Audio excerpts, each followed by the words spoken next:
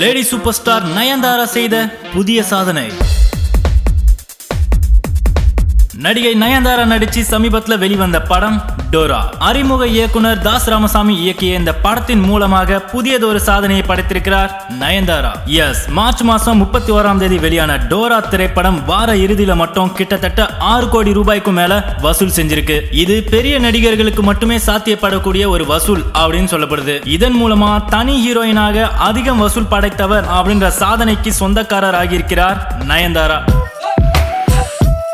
இப்படி தமிழ்நாடு மட்டும் இல்லாம மலேசியாவிலையும் சாதனை படைச்சிருக்கு டோரா திரைப்படம். எஸ், மலேசியா பாக்ஸ் ஆபீஸ்ல 8வது இடத்தை பிடிச்சது மட்டும் இல்லாம விஜய் சேதுபதி அவர்களுடைய கவன் திரைப்படத்தையே மிஞ்சியுள்ளார் நயன்தாரா. அதாவது கடந்த 2015ஆம் ஆண்டுல வெளியான மாயா படத்துக்கு அப்புறம் கதாநாயகிக்கு முக்கியத்துவம் தரக்கூடிய படங்கள்ல மட்டுமே நடிச்சிட்டு வராங்க நடிகை நயன்தாரா. அது மட்டும் இல்லாம அதே வருஷத்துல வெளியான தனி ஒருவன் நானும் ரவுடிதா அப்படின்ற பல ஹிட் படங்களை கொடுத்ததுனால லேடி சூப்பர் ஸ்டார் என்று அனைவராலும் பாசத்தோடும் நேசத்தோடும் அழைக்கப்பட்டார் நயன்தாரா.